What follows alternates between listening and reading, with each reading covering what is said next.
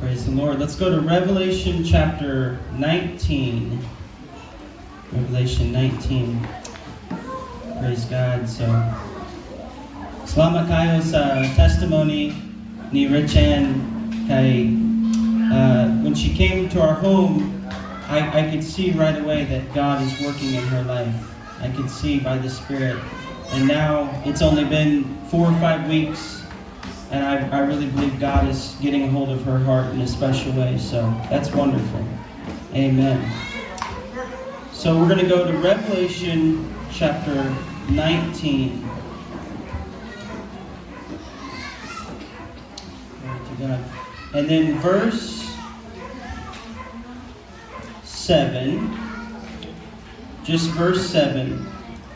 Let us be glad and rejoice and give him glory. For the marriage of the Lamb has come, and his wife has made herself ready. Pinadayag 19, isipin nato sa utso.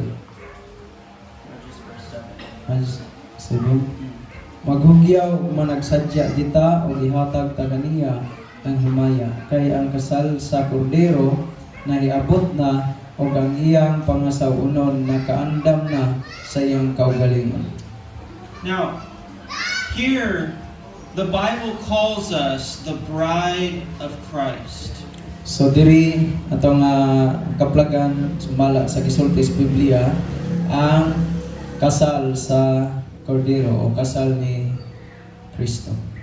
So it says his Ang wife pangasawunon. has made herself ready. Amen. Now I want to go to Matthew chapter 22. Matthew 22. And then we're going to just start with verse 1 and verse 2. And Jesus answered and spoke to them again by parables and said, the kingdom of heaven is like a certain king who arranged a marriage for his son. Praise God. 22. Verses 1 and 2. O kanila misulti si Jesus pag-usap pinaagi sa mga sambingay nga nagingon ang gingharian sa langit sama sa usa ka hari nga naghimog kumbira sa kasal alang sa iyang anak nga lalaki. Amen. So my message is the bride of Christ. So ang mensahe guluhan ang pangasawunon ni Kristo. You know, the Bible calls us the body of Christ. So ang Biblia nagasulti kanato nga diin gitawag ta og lawas ni Kristo. We are the church of Jesus Christ. Kita ang simbahan ni Kristo Jesus. We are soldiers of the Lord. Kita mga sundalo sa Ginoo. But here we are called the bride of Christ. O dinhi niini mo nga bersikulo gitawag kita og pangasawunon ni Kristo. And it said when he comes again, Ang nagingon siya nga diin sa diha nga moanhi siya sa pag-usap. his bride has made herself ready. Ang pangasawunon giandam para sa iyang kaugalingon. Amen. So the bride of Christ, sumagampo ta. Father, I just ask you right now to speak to us, God, by your words.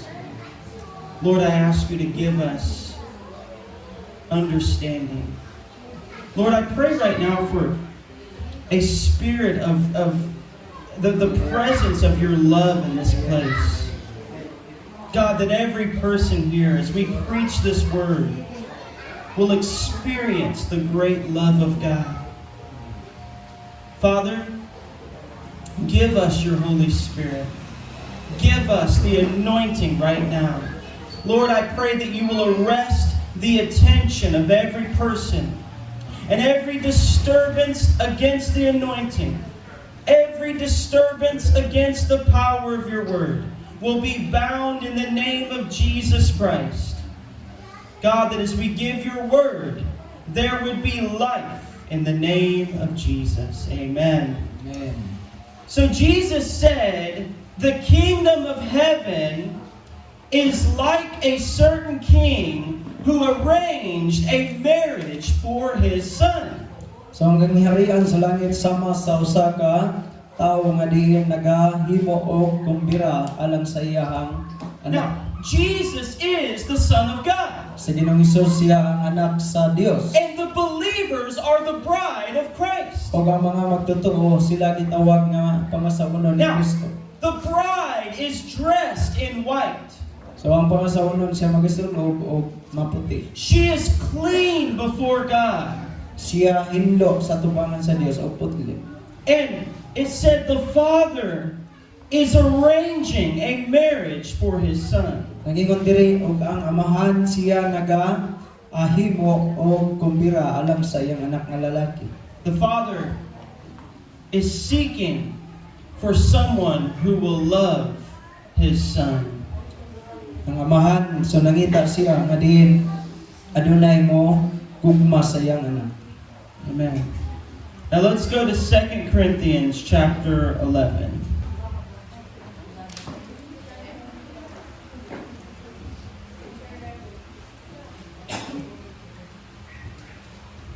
And then, kinsa mo basa 2 Corinthians 11, verse 2 and verse 3.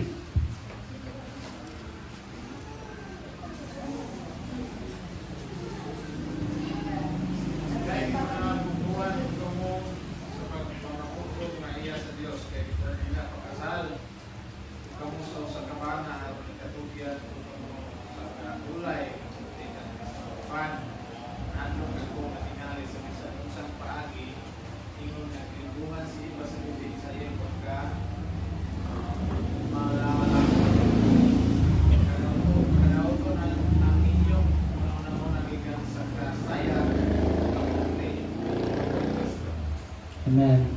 For I am jealous for you with a godly jealousy. For I have betrothed you to one husband, that I may present you as a chaste virgin to Christ.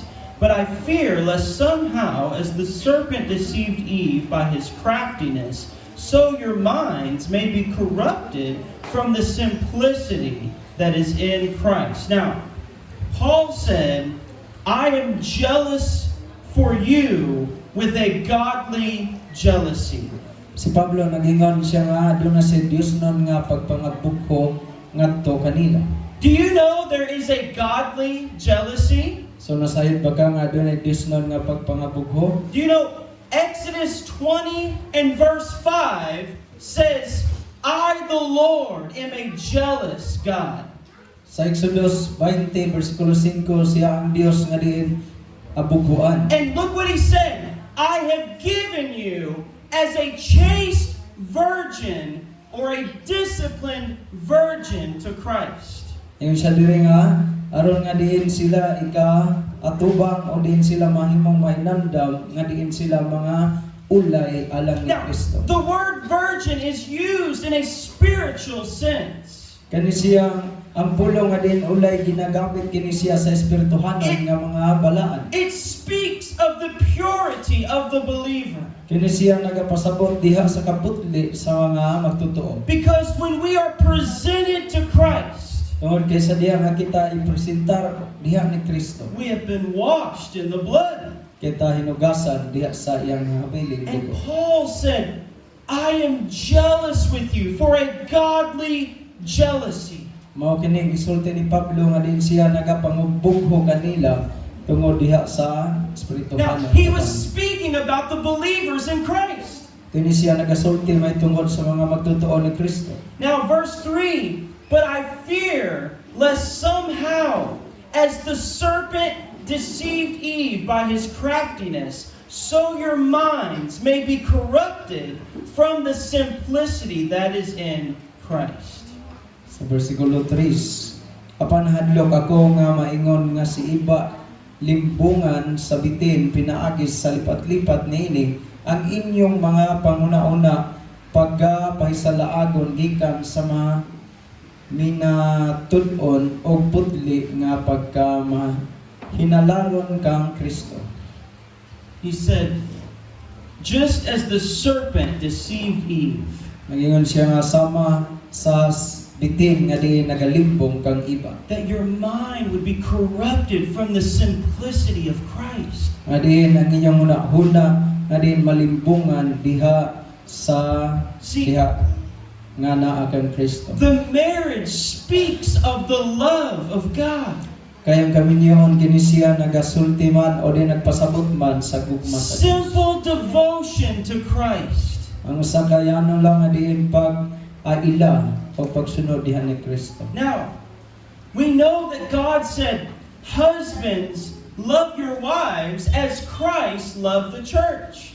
So naging siya nga diin mga bana higugmaan yung asawa sa mga si Kristo na higugma sa iglesia. And he said, wives, submit to your husbands as unto the Lord. Og may nga masab siya mga asawa pagpasakop kamo sa inyong mga masigka bana kay moingon nga sama sa Ginoo. And Paul said, this is a great mystery, but I speak concerning Christ and the church. O si Pablo nagingon bisan ini adunay dako nga tinaggo maingon nga si Kristo nagasulti diha sa simbahan. See, the Lord gave himself for us. Ang Ginoo yang gihatag yang kaugalingon alang kanato. The Lord loved us when we did not deserve it.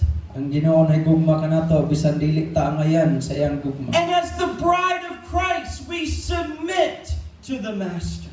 Og ang ingon nga diin pangasawanon diha ni Kristo kinahanglan nga magpailalom kita diha sa agalon. Now, let's look at our wedding vows.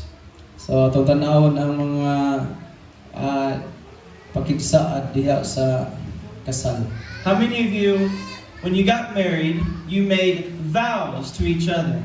So pila ba kaninyo nga diin sa inyo nga kaminyo ono sa diyan gikasal mo adunay kining pag hatagay sa mga pakigsaad. Now, Matthew chapter 10, verse 37 and verse 38. Matthew 10 verses 37 and 38. He who loves father or mother more than me is not worthy of me. And he who loves son or daughter more than me is not worthy of me. And he who does not take his cross and follow after me is not worthy of me. 37 And 38. Ang higugma sa iyang amahan o inahan labaw pa kanako dili takos kanako. Og ang mahigugma sa iyang anak nga lalaki o anak nga babae labaw pa kanako dili takos kanako. 38. Og ang wala magpas-an sa iyang krus og wala magsunod kanako dili takos kanako. Now, God says, if you love anyone more than me, you're not worthy of me. So yan ang Isus nagasulti nga kon ikaw na gugma ni bisan kinsa labaw kay kanako dili ka takos kanako. This is the wedding vow. Usa kini sa kining pakigsaad diha sa panahon sa kaminyoon. When I'm a believer in Christ, Sa diha nga din kita nahimo nga magtotoo ni Kristo. my love belongs to God Ang atong gugma iya lang sa Dios. above every person. So labaw sa matag usa ka tawo ni bisan My kinsa. heart belongs to God. Kaya nga atong nga kasing-kasing iya raman sa Dios. Now, we find God's message in Romans chapter 8. Itong makaplagan ang mensahe sa Dios diya sa Roma kapitulo 8.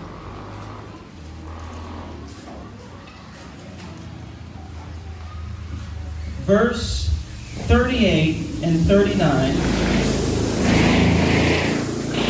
For I am persuaded that neither death nor life, nor angels, nor principalities, nor powers, nor things present, nor things to come, nor height, nor depth, nor any other created thing shall be able to separate us from the love of God which is in Christ Jesus our Lord.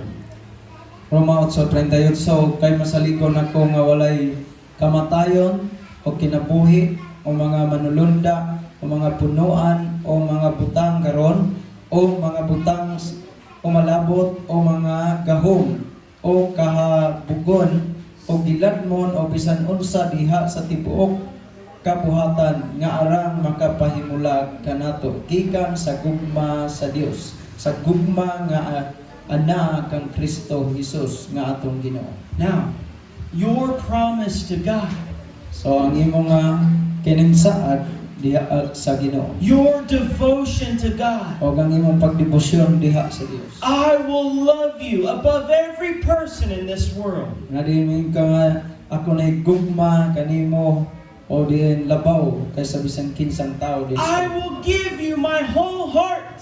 Akong ihatag kanimo ang tibuok nga kasingkasing. Now, what is love if it's not given back? Na unsa man kung mag-unsam ko ng gugma kung kini siya dili kini ihatag Now, pagbalik. this is the love of God.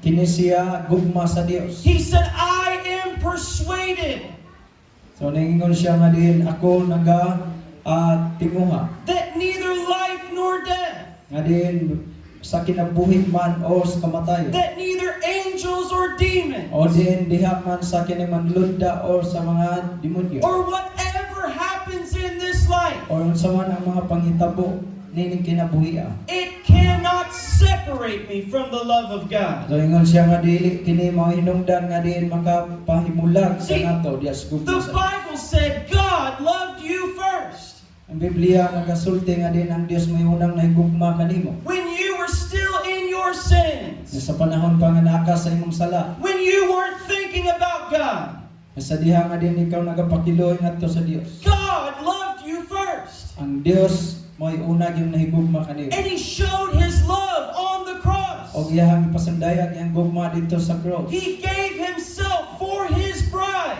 Iyahang gihatag iyang kaugalingon alang iyang itugyan iyang So, kaugalingon alang sa iyang pangasawa. We are commanded to love God with all of our heart. Kita usab gisugo sa Dios nga diin higugmaon siya sa tibok natong kasing-kasing. But it's just as important So kini siya nga atong ilon usa kini ka-importante that we would believe the love that God has for nga us. kinahanglan nga kita mutuo sa gugma nga naa gyud ni Kristo. Amen. Amen.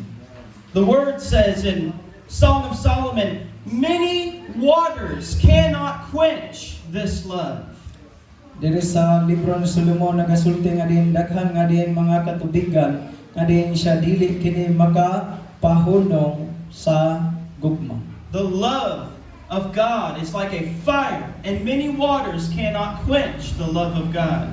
Kaya ang gugma sa Dios sama kini sa kalayo ug daghan nga mga katubigan, bisan daghan katubigan di ni mo hinungdan nga makapawala o makapapalong sa gugma sa Ginoo. Now let's go to 1 Corinthians chapter 6.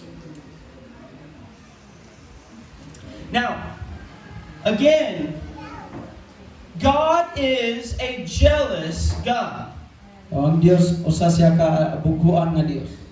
God will not share His glory with another.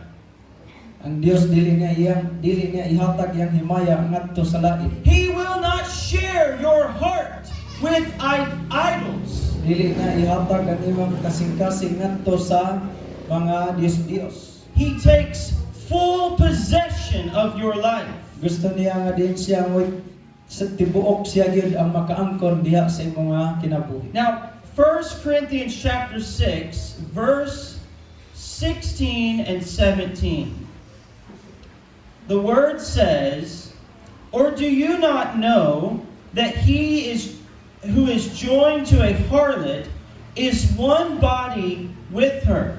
For the two, says he, shall become one flesh.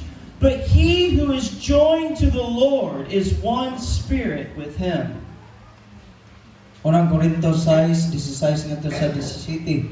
Wala ba kamo masayod nga siya nahilingkit ngadto sa babaeng dautan nahimong usa ka lawas uban kaniya? Kay sumala sa naisulat ang duruha mahimong usa 17. Apan siya nga nahiusa ngadto sa Ginoo nahimong usa ka espiritu uban kaniya. Now, he speaks of harlotry or even fornication. So nagasulti siya may tungod diri sa usa ka dautan nga babae o diin pakihilawas. And he said, if you're joined, you are one body with her. Kung ikaw nahilipon nga to kaniya, nahilingkit nga to kaniya, nahimo mong usa lang kalawas. But look at this verse. But he who is joined to the Lord is one spirit with him. So diri sa tumoy nga bahin nagingon dito, siya nga nahiusa ngadto sa Ginoo nahimong usa ka espiritu uban kaniya. Remember, he said, these two shall become one flesh. So atong hinumduman ang isulti sa Ginoo nga kining duha nahimo usa ka uno. Remember when Jesus said, I and my Father are one. Atong hinumduman ang isulti ni Ginoong Hesus, ako nga akong amahan usa ra. Now, they're not the same person, Dili sila sa mga tao. but they are one in unity. Apan sila na usa diha sa panaghiusa. And it said here, if you're joined to the Lord, you are one spirit with Him. So nahimo siya kung nahiusa ka diha sa Ginoo, nahimo ta nga usa sa espiritu uban kani. You are hidden in Christ, Kita natako diha kang Kristo. and Christ is in you. Og si Kristo ana kanimo. This is the marriage of the church. Mao kini ang kaminyoon diha sa simbahan. Amen. That's why we're called the body of Christ, and He is the head. Mao kana ang hinungdan nga gitawag kita og lawas ni Kristo, unya siya mao ang ulo. We are in Christ. Kita naa ni Kristo. Now, let's go to Hosea. Hosea chapter 4. Hoseas kapitulo 4. And this is right after Daniel. So Hosea, it's in the Old Testament. Sunod sa libro ni Daniel. 4. So Hosea chapter 4, verses 11 and 12.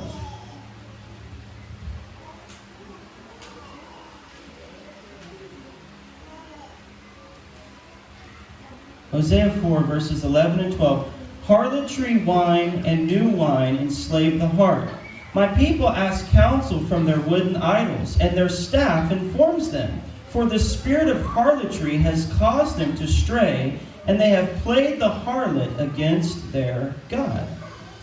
Ang pagkamahilawason og ang bino og ang bag-ong bino makakuha sa salabutan 12.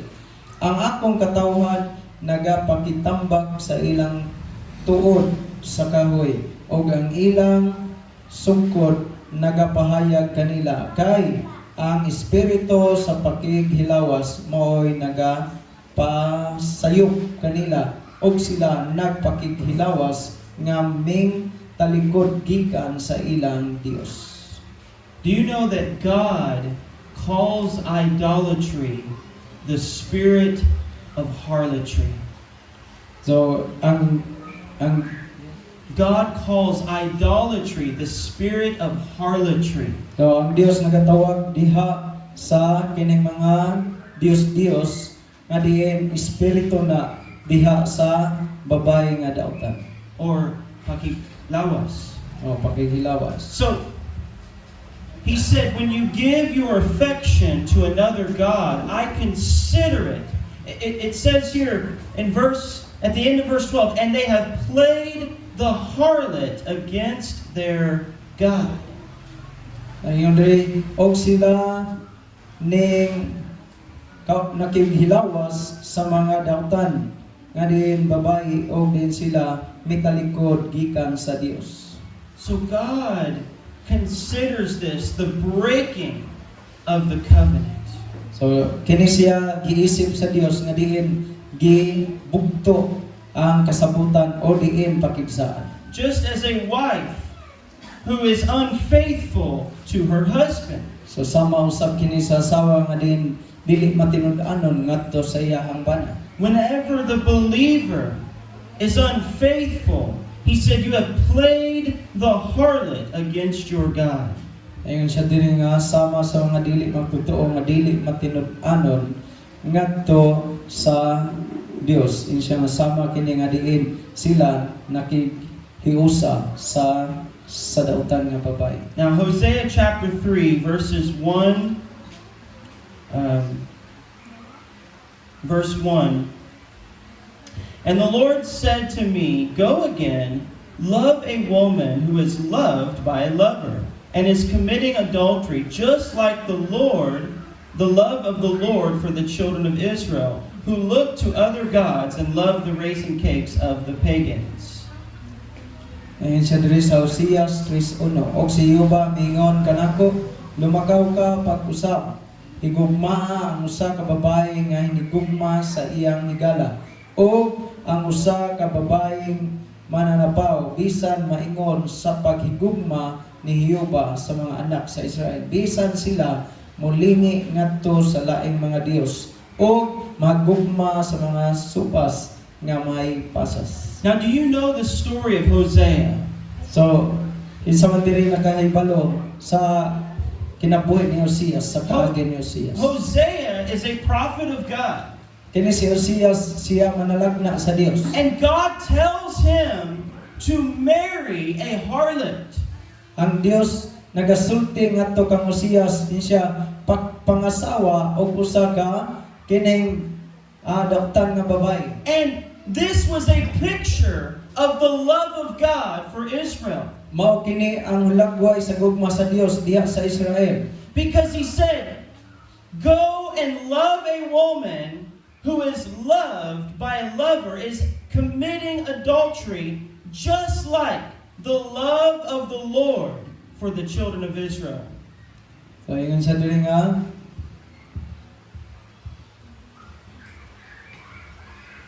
pag insay gugmaa ang usa ka babae nga hinigugma sa iyang higala ug ang usa ka babae mananapaw bisan maingon sa pagigugma ni Yuba sa mga anak sa Israel.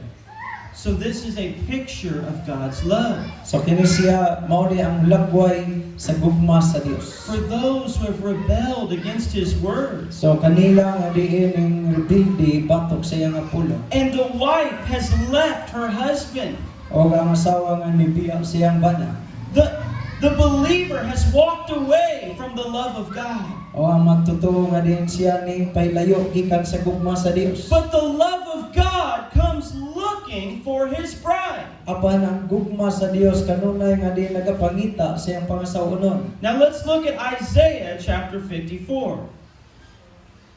Isaias kapitulo 54.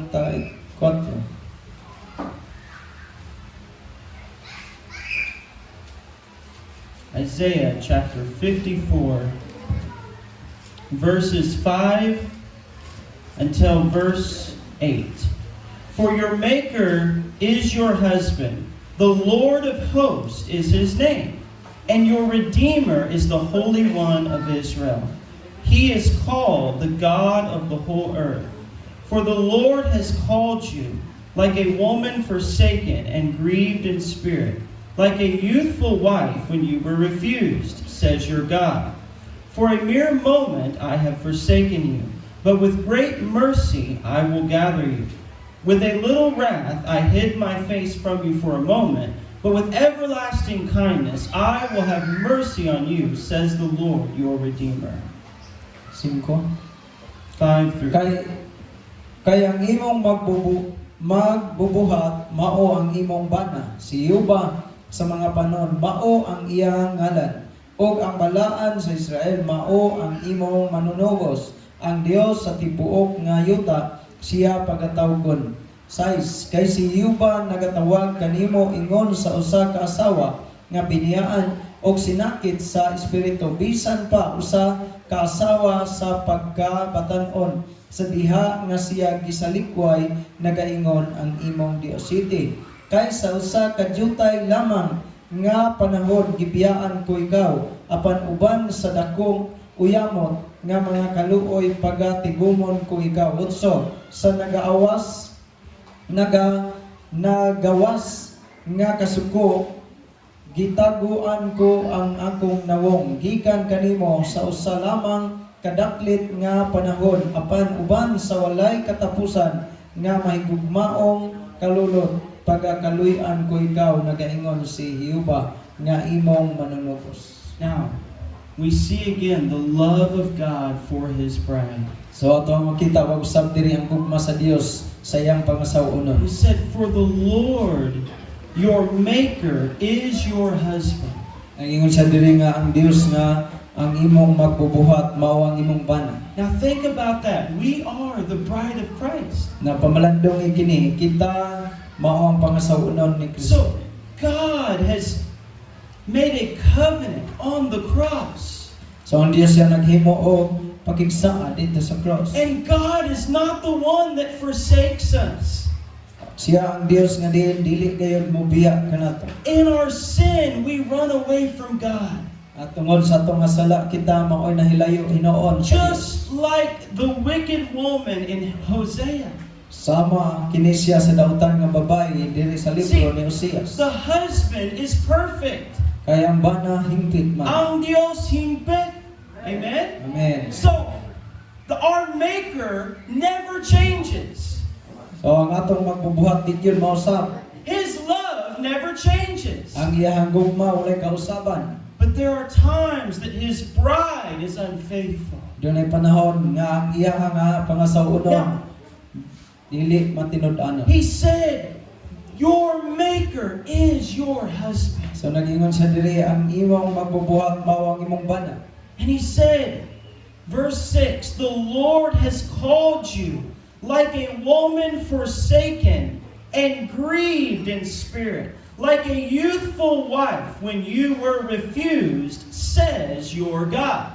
Yun siya sa versikulo 6, kay si Jehova nagatawag kanimo ingon sa usa ka asawa nga biniyaan og sinakit sa espiritu bisan pa sa usa ka asawa sa pagkapatan-on sa diha nga siya gisalikway nagaingon ang imong Dios. Now see the gentle love of God. Nga atong makita gayon diri ang pagkamaayo gayon sa gugmas Ginoo. The woman is forsaken.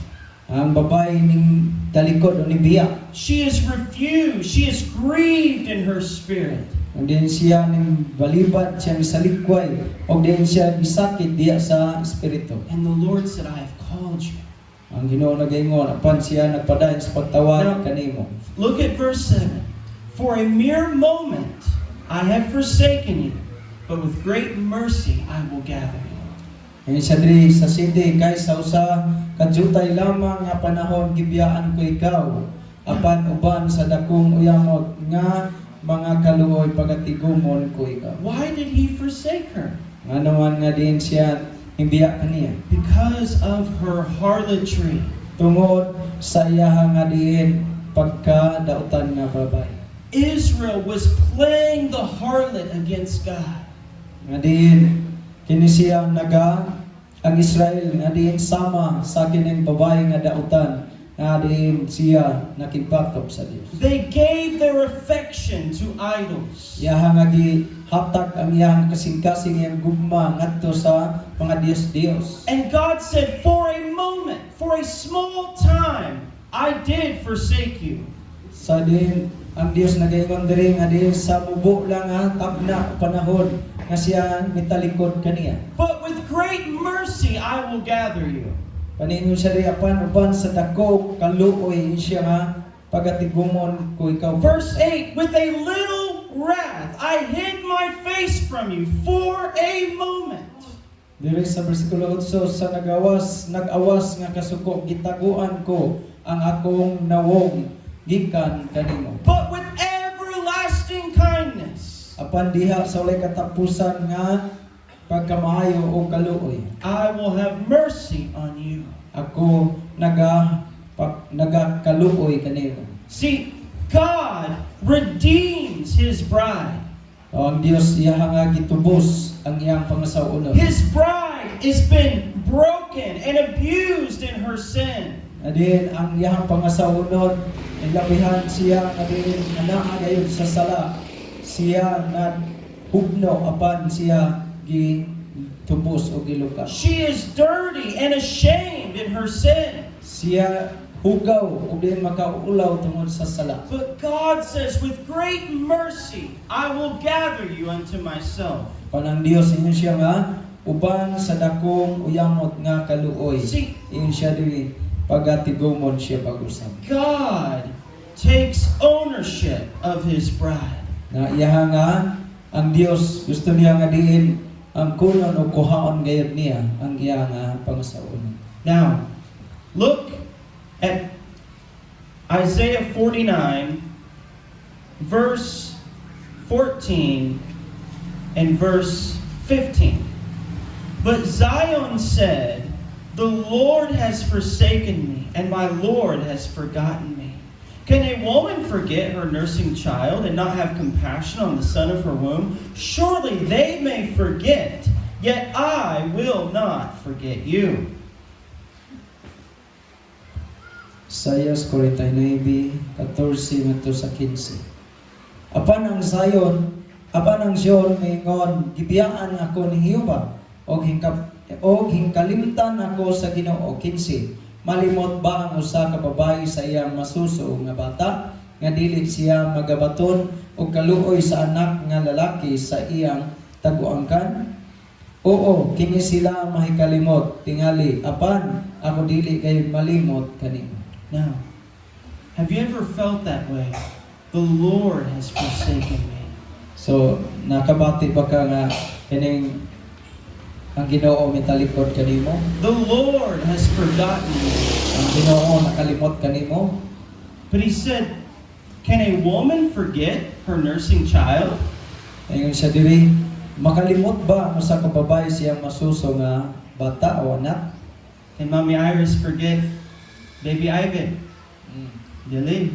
Amen. Dili ba? See, God said, even if others forget you, I will not forget you. So niingon siya, kung makalimot man siguro sila kanila, pero ako di gyud makalimot See, kanila. this is the great love of God, So mao kini ang dakong gugma sa Dios, that we are His bride. nga kita iyang giisip nga iyang pangasaw-unon. Now let's look at Isaiah 43, verse 1. But now says the Lord who created you, O Jacob, and he who formed you, O Israel, fear not, for I have redeemed you. I have called you by your name. You are mine. Isaias 43:1, apan karon kini mao ang giingon ni Jehova, nga nagbuhat kanimo o Jacob, o siya nga nag-umol kanimo o Israel, ayaw kahadlok kay nalukat ko na ikaw, nagatawag ko na ikaw, pinaagi sa imong ngalan, ikaw ako man. Look at the ownership of God. Natong tan-awon ang pagkatag-iya gayud sa Dios. I have called you by your name. Ayun siya nga, gitawag ko na ikaw sa imong ngalan. You are mine. Ayun siya, ikaw ako man. I want you to hear that. Simple kaayo. Ikaw ako man. Gikan sa Dungog man. Papa sa Dios. Amen. God looks at you. He calls you by your name. Ikaw ako man. He said, I have purchased you with a price. So nagingon siya, o gipalit ko na ikaw uban sa dakong bili. That's why God is jealous over you. Mao kana nga ang Dios magabugho gayo diha kanimo. He purchased you with the blood of the cross. Tungod kay gipalit na ka o gipayran na ka sa miling dugo dito He sa cross. gave His Son for you. Yan ang gihatag iyang bugtong anak alang kanimo. And He wants you to give all back to Him. Nga gusto ko niya nga din ang imong kaugalingon imo nga ihatag o itugyan ang tanan balik kani. God loves His bride so much So gigugma gayon niya pag-ayo iyang pangasaw-onon. that even when she fails Him, Bisan pa nga doon na may kinakapakyasan di even when she runs away from Him, bisan pa nga din siya mipalayo ngadto kaniya. He continues to welcome her home. Padayon gihapon siya nga bukas ang iyang panimalay, ang iyang kaugalingon tungod sa iyang pangasawa. God's mercy is great for His bride. Adi nilabihan kadako ang gugma sa Dios o kaluoy sa Some Ginoo sa of you iyang in the pangasawa. past have backslidden. So sama nga din sa kining milabay nga dunay kining nahulog o nibiya diha sa Ginoo. You were distracted from pleasing and serving the Lord Nga din na disturbo pag-ayo diha sa pag-alagad sa Ginoo. because you played the harlot with God. Tungod kay din hiusa man siya sa kining dautan nga babay. You gave your affection to sexual sin. Adiin imo maghihatag imong gugma diha sa pagigugma diha sa pagkikilawas. You gave your affection to the worldly pleasures. Imuha man nga gihatag imuha nga diin kalipay diha sa kalibutanon gayon. But it could not satisfy the soul. Apan kini wala gyud mahatod og katagbaw sa tong kalag. And because you have tasted the goodness of God, Pantungod kay ikaw nakatilaw man sa pagkamaayo sa Dios. and because God loves you, Tungod kay ang Dios na gugma kanimo. even when you strayed from God, Bisan nga ikaw diin napalayo nakagikan sa Dios. He said, for a little time I hid my face from you. Nagingon siya nga diin sa mubo lang nga panahon nga iyang gitago iyang nawong gikan kanimo. I allowed you to fall back into sin. Nga diin iya nga kini gitugutan nga diin ikaw mahulog balik sa sala. But I was there the whole time. Apan anaa siya sa tanang nga panahon. I did not take my love from you. Wala gayud niya kuha iyang gugma alang kanimo. And He said, with great mercy, Nagingon siya uban sa dakong I kaluoy. will call you back to myself. Adiin gitawag ko ikaw pagbalik para sa See, kaugalingon. this is the power of the cross. Mao kini ang gahom dito sa cross. When we are forgiven, Sa diha nga kita nahimong pinasaylo. when we come back to our husband Sa diha nga kita nahibalik na sa atong bahay. as the bride of Christ, Ingon nga kita pangasawanon ni Kristo. we are clothed in righteous robes. Kita nasuloban na ni anang biste sa pagkamataran. And God still has a purpose for our life. Ang Dios aduna siya pa katuyuan sa atong kinabuhi. See, the devil wants to lie to us. Ang yawa gusto niya nga din mo baka pumulimbong ka nato. You have failed God too many times. Kita napakya sa Dios sa daghang panahon. There is hope for you. Apan aduna pay paglaom If you are breathing today, sa dihang ikaw hindi nagaginhawa you can come back to your first love. mo pagyapon ka pagbalik sa una nimong gugma. See, He said you're giving your heart to another. Nagingon siya imuha man gihatag imong kasing-kasing ngadto sa uban. But He said, with great mercy I will gather you back. Naningon siya uban sa dakong kaluoy tigumon ka pag-usap. Do you know the Bible says the love of God passes knowledge? So ato nga nasayran ba nga din ang gugma sa Dios mula pa upas sa tanang pagpanabot. We can search this world and serve God for many years and never fully discover the greatness and fullness of His love. Nga diin diri sa kalibutan ato mang pangitaon ang tanan apan dili gid nato matugkad unsa gayon ang kadako sa gugma sa Ginoo. Even for all eternity, we will still be discovering the greatness of God's love. Bisan pa sa walay katapusan adtuan na ta dito pero magpadayon ta sa pagtinguha sa pagdiskubre sa gugma sa Dios nga kanato. Amen. When God looks at you, He says, "That's my bride." Sa dihang ang Dios magtan-aw kanimo moingon siya, ikaw mao o mao kini ang akong pangasaunon. He said, "Your maker is your husband." Ngayon siya ang imong magbubuhat mao ang imong bana. The bride has made herself ready. Ngayon ang kining pangasaunon nga giandam para sa iyang kaugalingon. Amen. Now let's go to 2 Chronicles and the last part here. I want you to see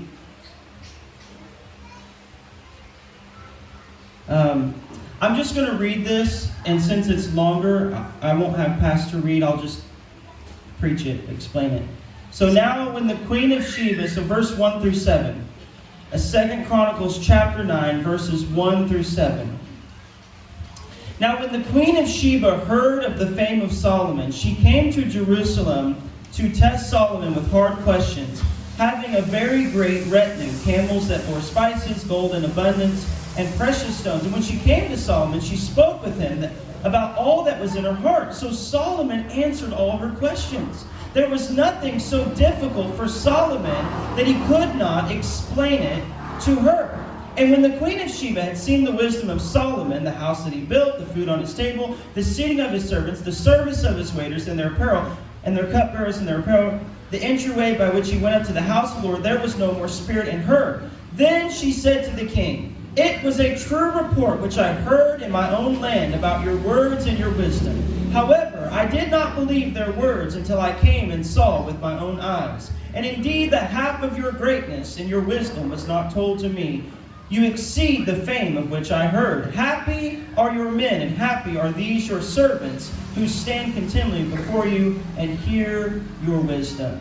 So, the Queen of Sheba comes to see Solomon.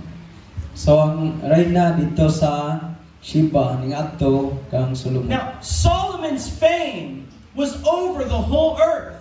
Ang pagkabantok ni Solomon na lukop sa tibok Now, kalibutan. I believe here there is a type and shadow of Jesus Christ. Ako nagato nga adunay kining landong og tipo na Ginoong Hesus. Because Solomon represented the people of God. Tungod kay si Solomon siya nagrepresentar man sa katawan sa And he was the greatest king over the earth at that time. Sa iya nga panahon siya ang hilabihan kabantugan nga hari. He had great riches, Aduna say dagko kay bahandi. great wisdom, O aduna usay kining hilabihan ka maalamon. and everybody wanted to hear the word of Solomon. O ang tanan gusto gayud nga makadungog sa pulong o sulti ni Solomon. Kings and queens would come to sit at his feet. So hari o grayda nga diin moadto aron nga maminaw ni Solomon. So Sheba hears about Solomon. Kani nga reyna sa Siba nakadungog lang may tungod kang Solomon. And look at verses 5 and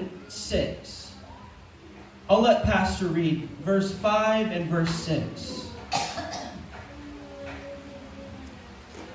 Kadang Kronikas mahigi 5 ngadto sa 6. Og siya maingon sa hari, matuod ang sugilon nga akong nadungog sa akong kaugalingong yuta mahitungod sa imong mga buhat o sa imong kaalam. 6. Bisan pa ni ana wala ako mutuo sa ilang mga pulong. Hangtod nga ako mianhi o ang akong mga mata nakakita ni ana o ania karon ang katunga sa kadako sa imong kaalam wala ikasugilon kanako. Ikaw nagalabaw sa kadungganan nga akong nadungog. Her heart is filled with joy and amazement. So ang iyang kasing-kasing na puno sa kalipay o pagkahibulon. She said, I heard about this kingdom. So ingon siya nga akong nadungog mahitungod kining gingharian. I heard about this king. Akong nadungog mahitungod ang kinabuhi sa hari. But I did not believe it until I saw with my own eyes. Apan wala ako mutuo hangtod nga nakakita ako sa kaugalingon kong mga mata. And she said, the half of your greatness was not told to me. Og naingon siya nga wala sa katunga sa imong pagkabantog ang akong na dungog apan karon nakita sa akong kaugalingong This mga mata. is a picture of salvation. Mao kini ang hulagway diha sa kaluwasan. We hear about God. Nakadungog ta mahitungod sa Dios. We hear about the king. Nakadungog ta mahitungod sa hari. But when we experience the power of his presence, Apan sa diha nga kita nakasinati sa gahom sa iyang presensya. when we experience the promise of God, Sa diha nga kita nakasinati sa mga saad sa Dios. and we behold the beauty of his kingdom, Og di na to nga di nakita o natanaw ang katahom sa iyang gingharian. she said, it wasn't even, she said it was more than what I heard. Naingon siya mas labaw pa ang akong nadungog kaysa akong nga nakita karon. Our husband, our king is greater when we come and we experience the presence of God. So ang atong nga hari o ang atong nga kinibana isa nga dako nga di natong nasinati ang gingharian sa Dios. She said, now I have seen with my eyes. Karon ni ana ang reyna karon ako nagyong nakita Now, sa akong mga mata. she was so amazed, she gave gifts and gold and camels and many things to King Solomon. Og siya nagadala og daghan kayo nga diin mga halad para ni Solomon. Just like when we experience the grace of God, Sasama nga diin paagi nga atong nasinati ang grasya sa Dios. we willingly offer all things unto God. Og kita usab andam nga diin mohalad sa tanang butang ngadto sa Dios. Now, verse 14, last verse. Now, King Solomon gave the Queen of Sheba, all she desired, whatever she asked, much more than she had brought to the king. So she turned and went to her own country, she and her servants. Praise Sa God. versikulo 14, labot pa sa mga gipanagdala sa mga Wait, verse 12. ah, 12, sorry. 12. Yeah. So 12. Dayon siya diri o gihatag ni Hari Solomon sa Rina sa Siba ang tanan nga iyang gitinguha. Bisan unsa sa iyang gipangayo, gawas pa kadtong iyang gidala ngadto sa hari. Busa siya mipauli og miadto sa iyang kaugalingong yuta, siya og ang iyang mga alagad. So, the king gave her all that she desired. Ang Dios naghatag kaniya sa tanan niyang gitinguha. And it said, King Solomon gave back more to Sheba than she gave to him. So gisulti diri nga din siya mihatag mas labaw pa ngadto kang Siba, maingon nga siya naghatag man usab kang Solomon. Because we can never outgive God. We cannot outgive God. So dili kayo kay kita lang kini makahatag ngadto sa Ginoo. As the bride of Christ, Ingon nga diin mga pangasaunon ni Kristo, pangasaunon ni the Kristo. king always gives more than what we could ever give back to him. Tungod kay ang Dios kanunay siya nga naghatag mas sobra pa sa bisan unsa nga atong gihatag ngadto kaniya. Amen. Mga Exxon, you are the bride of Christ. So kita mao ang pangasaunon ni Kristo. I love my bride. So akong gigugma akong asawa. I would do anything for her. Ako nga buhaton ang bisan unsa alang kaniya. Gawas kaon og bulad. But anything else, I would do for her. Amen. Pagkanoon ra siya nimo sige. Ang bulan. Amen. Ikaw ra dili. Pero, we think of our love for each other. How much more does God love us? So ato nga kini pamalandungan atong gugma sa usab-usab. So unsa pa kaha ang gugma sa Dios. We are children of the Father, Kita mga anak sa Amahan. and we are the bride of Christ. O kita usab pangasaunon ni Kristo. Amen. Amen. Now, I want to ask Mommy Iris and the worship team to come forward, and we're going to worship God and close. And as we do, I just want to encourage you today, return to your first love. Just thank the Lord, and if you have strayed from that first love with God, Rich Ann, what she's experiencing in the Lord, that's that first love. That's that first love. And just as she gave a testimony, she said, I was curious, what does it mean to be born again? And she said, the people are singing from their heart. I experienced the presence of God. She has experienced that first love with God.